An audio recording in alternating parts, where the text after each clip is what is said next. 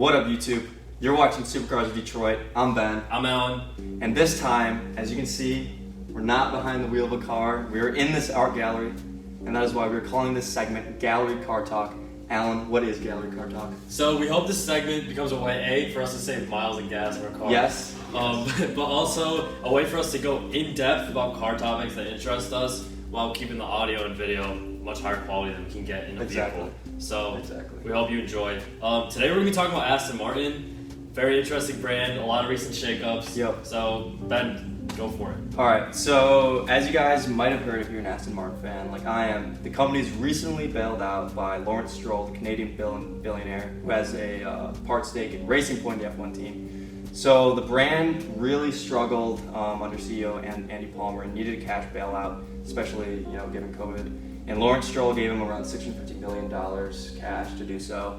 And as I was kind of suspecting, he just released Andy Palmer as CEO and just replaced him with Tobias Moores, the current Mercedes-AMG CEO, starting August 1st. This is significant, and Aston Martin is my personal favorite car brand, and we just reviewed the Rapide, so we thought this would be a perfect topic, to go really in depth about. And I think we're gonna learn a lot today, for sure. All right, so I think we should start with the general history of Aston Martin and what they've been doing in the past 20 years. And I think the story really starts with DB9 in the early 2000s, like 2004. That was the beginning of the VH platform of cars, which stood for vertical, horizontal, and it was sort of the platform of the cars were all based on. V9, V8, V12 Vantage, Rapide, like we just saw. And I think the brand back then, even though it's always been Aston Martin's always been kind of a flawed brand, but they were doing that on purpose. I don't know, making cars for that very small amount of people that really liked them. Yeah, they're definitely a niche brand. Yes. I think that's part of the problem they're fighting with now is that they might have lost focus of their niche, and so they've lost that market, which was already tiny. Exactly. And that's left to their sales problems now. Yeah, exactly. I think to that niche market, those models under the VH platform were awesome. I mean, DB9, so cool, Vanquish, gorgeous. The Vanquish S is one of the most beautiful cars ever made. Exactly, in my opinion. Exactly. And that didn't sell a lot of cars.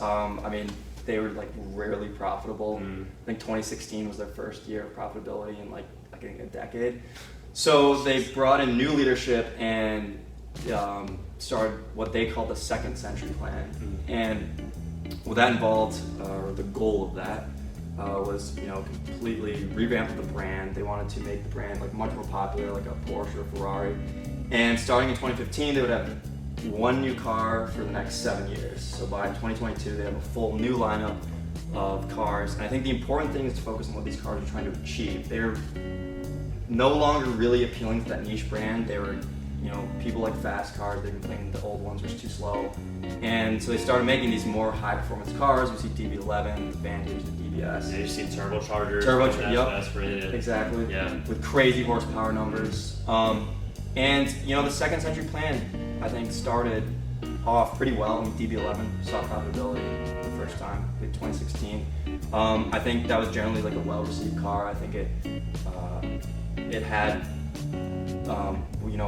Aston Martin's new goals in mind, speed, more updated interior, but also stuck to that original GT niche. And certainly Aston Martin, it stuck to the same recipe that made them successful before. Yeah.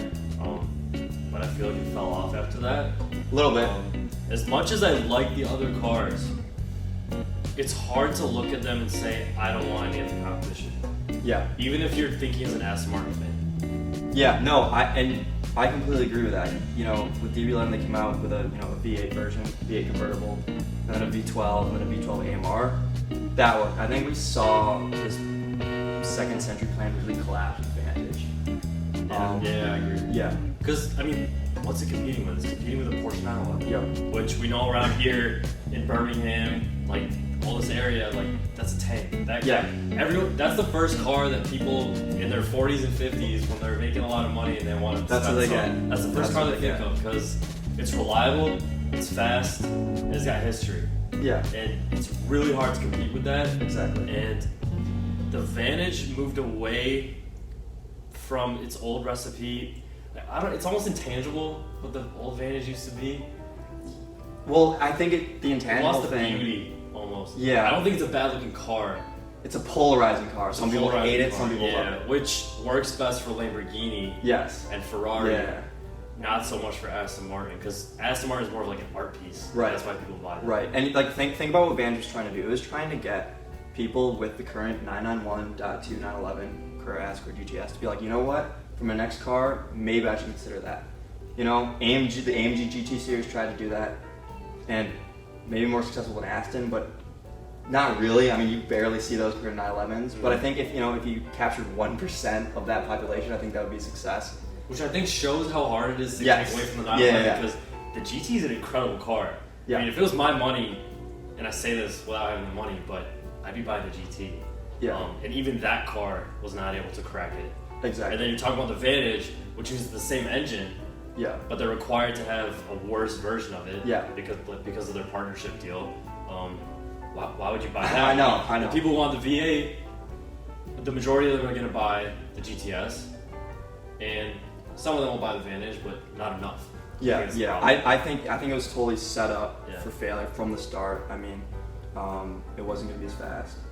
It wasn't going to be as track oriented. But honestly, like still coming from an Aston Martin, I don't think that was expected. The problem was that like it was just had like a lot of flaws, such as that transmission, that like it was just like unacceptable. Like that ZF8 speed that they use, and Andy Palmer was like, you know what, single clutch transmissions are the future. The dual clutch is outdated, and here you have Porsche PDKs, like just the best transmission in the world. Ferrari using dual clutch, and Mercedes using dual clutch, and he's out here. We gotta use single clutches, right? I mean, maybe it's true on street cars. You're starting to see a return to the single, like not dual clutch transmissions, but at that level of performance, you want your shifts to be just rapid. Yeah. Like, yeah. So it just doesn't make sense. Exactly. Yeah. So as a result, you had a car who couldn't perform as well as the 911. You know, I think like Motor Trend tested it at like the same track time as a Mustang GT Performance Pack 2, which is a fast car, but like the Vantage is nearly $200,000. Yeah. Expensive. Yeah, and I think it was like 5 seconds off from the AMG GT. Don't remember the track, it's in Laguna Seca or Big Wheel. That's ridiculous. Like that's it's supposed to be almost that car. I mean, I think that Mustang number just says it. Yeah. Now the Mustang's an amazing car. The Performance Pack 2 is insane, but an Aston Martin supercar should not be in the same sentence as a Mustang. Yeah. As amazing as that car is, it should be faster. Exactly. And you know, and back in the day with the old Vantage, maybe that'd be acceptable because that's really wasn't the point. But for the Vantage, it isn't. I would say like a beautiful car. It doesn't have the old Aston Martin benefits, but it doesn't have any like new benefits either. Yeah, it's a hardcore sports car, but it doesn't do the hardcore sports car things. And it doesn't do an Aston Martin better thing. than its $50,000 rival. Yeah, like exactly. Yeah, that's unfortunate. Yeah, it's very unfortunate. Well, if you think about it, like you can buy Shelby and it's better. It's faster. Yeah, technically. And so as a result, dealers didn't sell them. They took a massive loss. They just the look. Well, I think it's very beautiful in person. It was too polarizing. They actually changed the grille. If you look, you can get a more traditional grille with like the lines in the middle. I actually like the more aggressive one more. But it just like the car just didn't work, right? I like the Vantage now, but I remember when it first came out, I was disappointed. Yeah. Because I was expecting an Aston Martin. Right. I was not expecting that. Which, don't get me wrong, it definitely has Aston Martin design language. But for example, when they came out with the Speedster, if you just take the front end of the Speedster, that's what the Vantage should have looked like. Exactly. That's an Aston Martin. Exactly. And like we know Aston Martin can build these cool cars. Look at Vulcan. Yeah. Vulcan, like forget the Holy Trinity. The Vulcan like it's faster than those guys. But I don't know why they can't bring that tech and performance to the regular models. It's money. They don't have R&D costs a lot, and they don't have the cash flow for it. Yeah. I mean, you have even Porsche was struggling 15 years ago. I think. The new Boxster and then Cayenne. Yeah, but I mean, up until they brought their SUVs, that company almost disappeared. We're talking about Porsche here. Exactly. So, I mean, Aston, I don't know what they need to change, but they need to take notes from their old heritage. Yeah, you know, and I think, you know, of this, we're gonna have a segment because we can suggest what they do need to change. And I think they need to focus on, if their goal is to pull Porsche customers, pull Ferrari customers, they need to build cars that are capable of doing that. Because what happened with Vantage, the same thing happened with DBS. Yeah. They trying to pull customers going from FF or F12. Alright, and you had your F12 awesome car. Should I get the 812 or should I get this DBS that Aston Martin's presenting? I mean, the DBS, it's a wild car, over 700 horsepower. Like, I remember the day of launch, the engineer was talking, I think to Mr. JWW, really cool YouTuber by the way. And the engineer was like, yeah, we've tracked this. It should beat the Ferrari F12 in a straight line around. And meanwhile, the the 812 is coming out. Meanwhile, the 812 was out. Like, it was already out. And I was just like, oh, great, it can beat the old model car. Oh, fantastic. Like, good job, Aston. I think the DBS is a good example of them actually following their design language. That thing's gorgeous. Sure, yeah. That thing's gorgeous. But especially nowadays with the horsepower wars, numbers are more important than ever. Mm-hmm. And it's going to be hard to say, I want to take my huge amount of money and drop it on the slower car. Yeah, and it is slower. I mean, power-wise, it shouldn't have a problem, like statistically, that power and torque numbers. But the transmission, again, it's a Z of 8-speed, now handling 750 horsepower, I think 650 pound-feet of torque. Yeah, go watch videos of it. The car has to limit the torque in the first 3 gears when you're not in sport mode.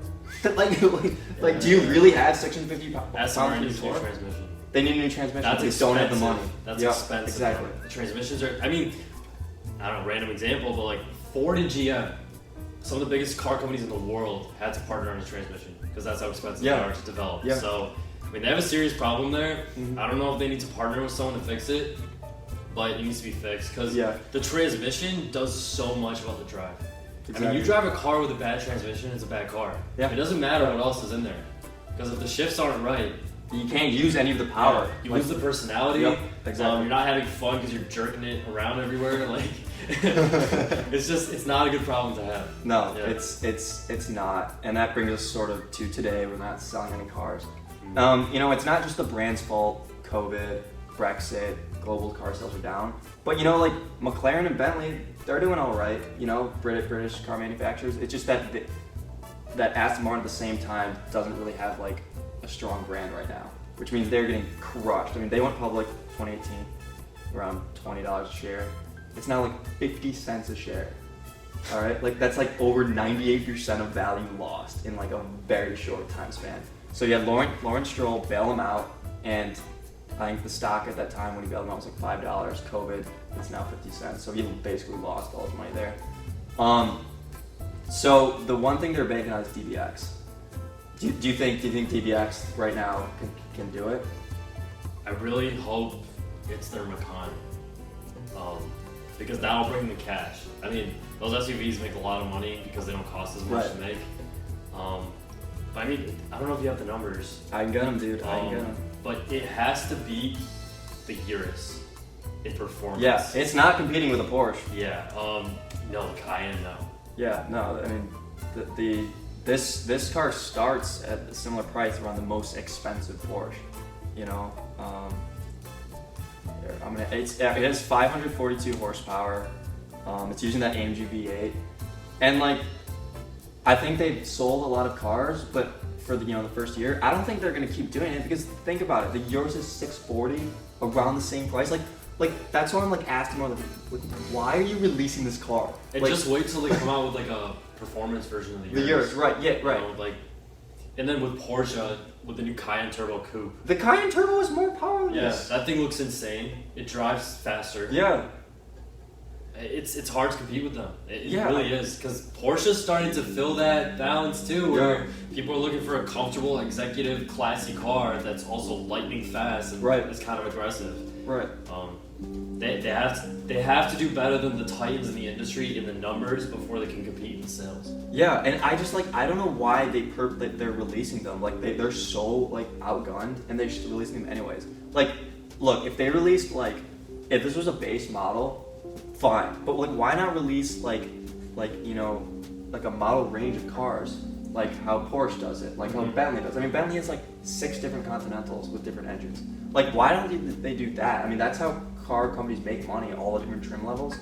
I think they wanted to knock DBX out of the park. They put the V12 from the DBS. That's what I was expecting. 700 horsepower. Yeah. I'd take it over Urus. Because even if it's slower, you're the guy with the SUV that has a V12. V12 with hopefully which no one is doing. Yeah. I still think it's gonna be good because SUVs sell. At the end of the day, having an Aston Martin badge on your family hauler is kind of sick. Yeah. So I think it'll sell just like the other brands are selling. If Ferrari's coming out with an SUV, but again, Ferrari's coming out with an SUV. Yeah. Can they take those sales? That's a small market. You know, there's not many people with $400,000 to dump on an SUV, much less a sports car. You know? So I just think it's gonna be tough. I don't think DBX right now is up for the challenge, and they put a lot of money into it. I mean, their R&D costs are through the roof. They lost $97 million first quarter this year. They need that car to succeed. The DBX has to succeed. DBX has to succeed. I don't know if they can shove the V12 in there.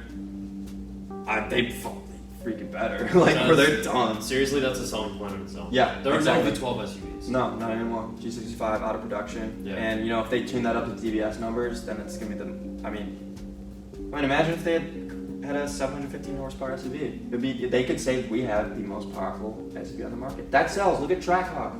People want that. People want big engines. Yeah. People want funny cars. That's why Dodge sells so many cars. Yeah. Are they the fastest? Are they the best handling? Sometimes yes, sometimes no. But they sound amazing. Yeah. They have crazy numbers. And they turn heads because hey, that's the 700 horsepower 4-door car. And that's kind of cool. Yeah. So. Yeah, I mean a 700 horsepower V12 in an SUV. I dig it. I'd sell that. All right, so now we're at the point where they have a new CEO, but they also had some cars due to come out during the second century plan. Because remember, this was supposed to go to 2022, and those cars are Valkyrie, Valhalla, and Vanquish, the mid-engine cars, right? Valkyrie is the most advanced in production out of 3, and they teamed up with Red Bull F1 and Cosworth the V12. Again, with Vulcan, I think that's going to be the fastest car on the road. And it's funny because the car magazines didn't really review it, but you could tell that the car companies were paying attention because look at Mercedes-AMG Project 1, Lotus Vija, I think that's how you pronounce it, I think. McLaren Speedtail, they all sort of reacted to Valkyrie that way. And they're making more than the Speedtail, right? Yeah, I think McLaren is coming out with another thing too. Well, no, production numbers Speedtail versus Aston Martin. Versus Valkyrie? Yeah. I'm not sure how many Valkyries they're making, I don't think. Because the Speedtail is really rare. The Valkyrie is going to be a limited one-off. Valhalla will be, I think they're making 1,000, but Vanquish will be their 48. That's the one that I think is such a good idea. That is a good idea. They look insane. Yeah, we're going to get a picture of that. I mean, they look awesome. Yeah. However, and not to say a 48 is regular looking by any means, but for a supercar, that's pretty standard looking. That's a supercar. Vanquish is out there. Vanquish is a whack design. That's why I'm saying it might sell. That's my opinion. So you think that's a good thing? Well, so I think their current cars, they're gorgeous, but there's other cars that are gorgeous. This thing looks like an F1 car. Right. See, I'm leaning a different way because you had Vantage, which looked whack, and I don't think looking whack, even though it looked gorgeous to car enthusiasts, many of them, I don't think looking whack is a good selling point when you're trying to get 911 owners who are buying that car because it doesn't really look crazy. It's just 911, and I think the 48, people who want that Ferrari look, are they willing to go the extra mile to this crazy spaceship looking car? I mean, I still argue that it's gonna work. I mean, look at something like the Senna. Right. Some people thought it was ugly when it first came out. It's True. sold crazy. It goes on fire. It catches on fire and it's still sold. So, I think when you go crazy, if you go full out crazy and you got the numbers to back it up, I think that sells nowadays. I think that sells. True. Because people want something that stands out. A lot of cars nowadays look the same. Right. Because Vantage look crazy, but don't have the numbers to back up. So you're saying that the Vanquish, which I think it looks will have even the more numbers crazy to look than the up. Vantage. I'm saying the Vantage looks different, but it's not different enough. This thing is so different. Interesting. All right. I feel like everyone wants to be that guy in the street that has the car that everyone stares at. True. That's true. And around here, everyone's got a 911. A lot of it people sounds got weird. 488s Everyone's got a 488. Everyone's got a 458. Right. Nobody's gonna have a car that looks like the Vanquish. That's true. And if they take anything from Vulcan or Valkyrie, those are going to be fast cars. And I think the marketing department, like they need to emphasize the fact, because if you look at statistics, looking at what tech they're using, those cars should be faster. Like the Valhalla should be faster than 7. Vanquish should be faster than 48, which is crazy. A rocket. Yeah, I mean, like the Valkyrie, 1,200 horsepower, it weighs 2,100 pounds. I mean, that's a Miata with 2,100 pounds, and with the I think it has like the most downforce, like a crazy amount of downforce, right? It's that shape. That's a crazy shape. And that's why it looks like that. It's literally an F1 car for the road. They need to emphasize it. They need to get on top of it. The minute they build those cars, they need to call up magazines, like put this against the 48, like see what happens, right? But I don't think they're confident in the current cars to like do that right now. They need to come out with like him and that Mercedes AMG guy. And I think the Mercedes AMG guy, we'll talk about like what you think he's going to do for the future. But I think if he's, sort of has the balls to put, these cars up against the competition, I think it'd be an awesome marketing play. Yeah. And I mean, going back to the Vanquish, my other point is that Aston Martin is a halo car. Yeah. Every company has a halo car, and those things sell. Ford's got one, McLaren's got one, Ferrari's got one. Lamborghini hasn't had one in a while, which is kind of interesting. But I think the halo car is going to help them move units. Seriously. Right. Because when you're buying your lower grade Aston Martin, and it's the relative of this insane car that they made like 500 of. Yep. I mean, that's cool. I think it'll drive sales. Yeah, I mean that's my opinion. I think they need a hell car. Yeah, and I think the mid-engine cars, I think they could do it as long as they play their cards right, and as long as the engineering's there. I don't know what transmission it's going to be, but there's no way they can put a ZF8 speed in something that looks like this. We'll show pictures of it. Like this thing's got to have like an F1 style transmission. If this doesn't have a dual clutch, it's a problem. Yeah, a car like this needs to shift so fast the back tires break loose. Yeah, exactly. Yeah. So this Mercedes AMG guy has been CEO of AMG since 1994. So I mean, he's been behind the AMG GT series, SLS, SLR. Like he's got like some of the best cars of the last 2 decades. Right. I mean, he's done great work there. I strongly disagree with what Mercedes has been doing the last 5 years with their AMG cars, but before that, amazing. I mean, I agree that I think on sort of like a car enthusiast level, the recent ones. I mean, the AMG badge is now everywhere. I think on a car enthusiast level, it's kind of like devalued AMG a little bit. It's been saturated. But from a marketing and from an accountant standpoint, I mean, think about how much money that brand is making now from Mercedes. I mean, Daimler is one of the biggest brands in the world, which is kind of surprising thinking that it's just Mercedes. I know they sell trucks and whatever, but it's not like Volkswagen Auto Group, which is a million brands under it. It's just Mercedes. Yeah. And they're selling all those cars. So he's done something right there. I still have mad respect for AMG. They make some cool cars. I just think they're not as cool as the other Germans in the class, specifically M. Right. But I think he can do some good things for Aston Martin. Okay. I want to see, in my opinion, what I would do. I think we're going to get into this segment. What we would do if we were the lucky CEO of Aston Martin. This is my resume.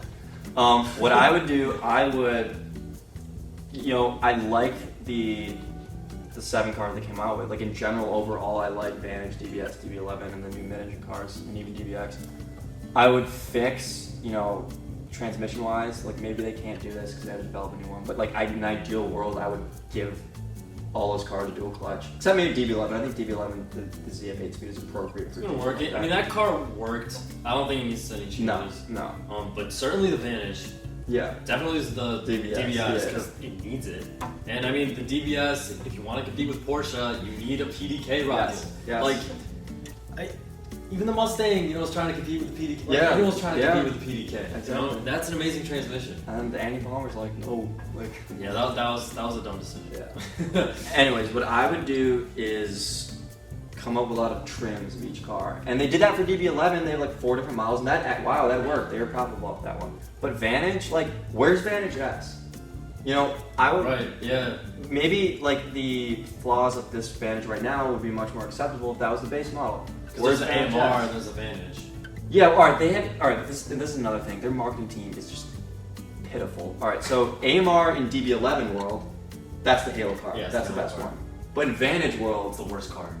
it technically is the less powerful car. It's the cooler car. But it's the worst car. Yeah, it's not like a higher trim. It's just like an exclusive car. Like they need to soak that like AMG and M does. That they should have like a Vantage S, maybe like a Vantage AMR Pro. See, when you have all those cars, it looks cool. Like 911s, there's like 20 of them, and people like it. Like, oh, I have the turbo, I have the GTS. And everyone's trying to spend more and one up each other. Right, exactly. That M4 competition. Yes, M4 CS, M4 GTS. Like that's how you make money. And you're also hitting multiple different markets. Exactly. Like if we're talking about the M4, you have your car, which is like the luxury, the normal M4. Then the M4 GTS, which is a lot more hardcore. Yep. And then the M4 competition somewhere in between. And the CS somewhere in between. Yeah. And then I'd say the CS actually instead of the GTS as like the hardcore sports car. Right. The GTS kind of failed. Yeah. But yeah, they understand that. There's an M4 for everyone. Yes. Yes. There isn't a Vantage for everyone. No, there really isn't. I mean, imagine if they said that V12 won't go to Vantage, but the Speedster is literally a V12 Vantage without like a windshield. I mean, imagine if they had two different engines like they used to. You know what I'm saying? Like, I mean, like having this Vantage with a V12. I'd buy that. GT12 with the wings. I mean, that would be sick. Like, V12s, nobody's making them anymore. And Aston Martin still is using them. Yeah. I think they need to capitalize on that in the supercar space. I know Ferrari's still got some V12 cars, but that's about it. Yeah. I mean, the event store, but that's an old car. I think that's going away too. Yeah, it's going away. I hope not, because that's a great selling car. But I think Aston Martin should capitalize on that. The AMG V12 is a fantastic engine. I agree. So, and we just reviewed Rapide. It's funny we didn't even mention Rapide. I feel like a new Rapide, because they made an electric one, but other than that, they were like, it's dead. Like, I think that would be kind of cool. Like, what if, and they could bring up a range of Rapides. Imagine if they had like an accessible V8 Rapide. Mm-hmm. And then they had like the higher V12s and AMRs. Like I just feel like trims like that, like that's how you sell cars. Everyone's making 4-door coupes. Yeah. RS7. Yeah. AMG GT 4-door. Mm-hmm. The CLS AMG is also there. And what else is there? I think if you priced it closer, you could take a lot of those buyers because you own a Panamera, like Panamera we drove. Like, I mean, the Rapide we drove more personalized than Panamera Turbo, and I think people like if they give them the option, wow, I can have this Panamera Turbo, or I can have an Aston Martin. Like, I'd take the Aston Martin. I think a lot of people will take the Aston Martin. People like those cars because, okay, sometimes you can't get the sports car, but you want the sports car. Like, SUVs, not a huge fan of them usually. Yeah. So, I mean, if you need to carry around 4 people, you go for those coupes. I don't know why they're calling coupes, 4-door coupes. And I think they could sell a lot of them. Yeah. Because, again, not a lot of players in that space at that level. Right. But they have to be faster. They have to be faster than the Panamera. Yeah, yeah. Or at least, like, up there where they can compete with their looks and branding, Because we know it's probably going to be more expensive. Yeah. So it has to be at least as fast. Yeah, exactly. I think the Mercedes AMG guy could do it. If you look at Mercedes' strategy, again, they have all those trims. There's an AMG for literally everyone. I mean, the cheapest AMG, they got like an A35 AMG now for like $39,000. Mm-hmm. Like, there is an AMG for everyone. There should be, Aston Martin should take that. I mean, I guess not everyone. I think you should. No, rich people. Every percent of the 1%, there should be an Aston Martin for you. Right, yeah. And I'm hoping he implements that. Well, I mean, he has a lot of experience, I think. Yeah. I think he already knows a lot of the company because they've been sharing the engine architecture, switchgear, all that stuff. Right. They've had a partnership for a while, so I hope he already has some ideas going in. Obviously, he does if they selected him. But this is gonna be tough. Yeah. There's no understanding how this is gonna be a miracle if Aston Martin turns around. Yeah, because they're in the it could go out again. I think this would be the 7th time it's gone out. This is the car industry. Like, there's no money in the car industry. The margins are razor thin for everybody. Right. Doesn't matter what class you're competing in. Right. So we'll see. All right. Yeah. That was good. All right. This is Supercars Detroit. I really hope you enjoyed the first episode of Gallery Car Talk. There will be more to come. We're gonna have our usual news, pit stop segments of shorter, quicker segments. But for that in-depth stuff, where we could talk about for hours, and literally we could, I think we're gonna use this platform to do that. We hope you guys enjoyed. Like, comment, subscribe. See you on the next one. And let us know what brand you want us to do next. Yeah. If you have any ideas, anything controversial, we love that. Thanks.